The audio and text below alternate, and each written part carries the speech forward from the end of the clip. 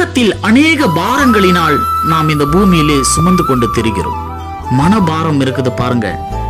பிள்ளைகளை கரை சேர்க்கிறதிலும், நாம் கட்ட வேண்டிய கடன்களை கட்டுவதற்கும், எதிர்காலத்தின் தேவைகளுக்கும், ஒவ்வொரு மனிதனும் ஒவ்வொரு குடும்பத்திலும் அநேக பாரங்களை சுமந்து கொண்டு இந்த உலகத்தில் வாழ்கிறோம்.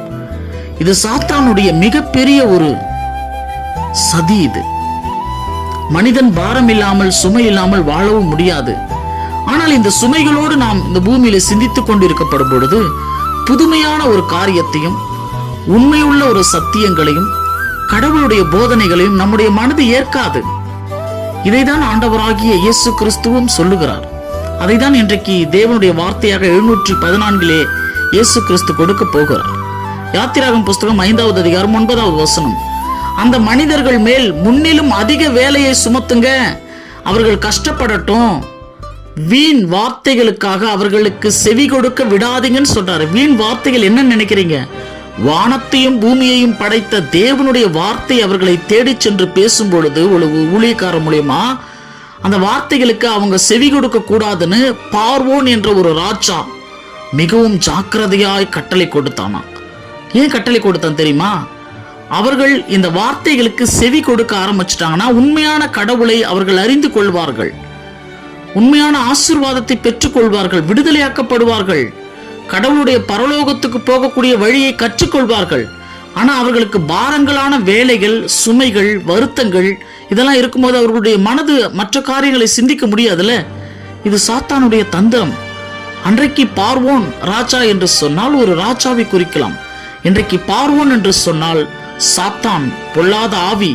இந்த உலகத்திலே இயேசு கிறிஸ்துவுக்கு விரோதமாக ஒவ்வொரு ஜனங்களையும் கர்த்தருடைய சத்தியத்திலும் ரட்சிப்பையும் பெற்றுக்கொள்ள முடியாதபடி இந்த உலகத்தை நோக்கி அநேக பாரங்கள், சுமைகள், கடமைகளை நோக்கி கடவுளை அறிய முடியாதபடி செய்து கொண்டிருக்கிறவன் என்று அர்த்தம்.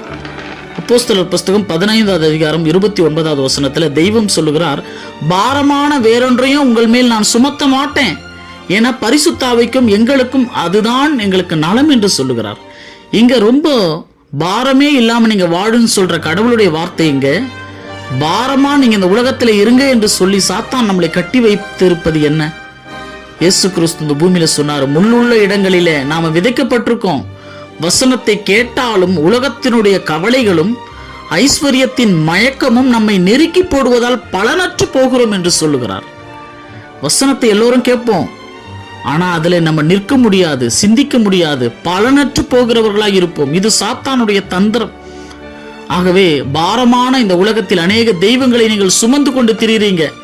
அநேக செலவு செய்தும், அநேக பொருட்களை இந்த பூமியில வீணடித்தும், அநேக நாட்கள் இப்படி இருந்தாதான் அந்த கடவுளுக்கு நம்ம சுகத்தை கொடுக்கணும்னு சொல்லிட்டு உலகத்தில் அநேக தெய்வங்களை நோக்கி பாரமான காரியத்தை செஞ்சு கொண்டு இருக்கீங்க.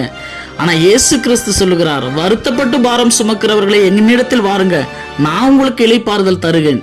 ஏன்னா நான் உங்களுக்கு பாரமான ஒரு கடவுள் கிடையாது, உங்களை ஆசீர்வதிக்கிற கடவுள் என்று சொல்லுகிறார். இயேசு கிறிஸ்து இன்னும் அநேக சத்தியங்களோடு உங்களுடைய காதுகளுக்கு கொடுக்க வருகிறார்.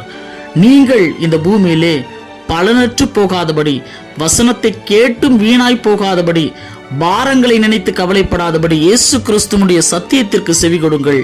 சத்தியம் உங்களை விடுதலையாக்கும். அடுத்த தெய்வ செய்திகளோடு சகரியா.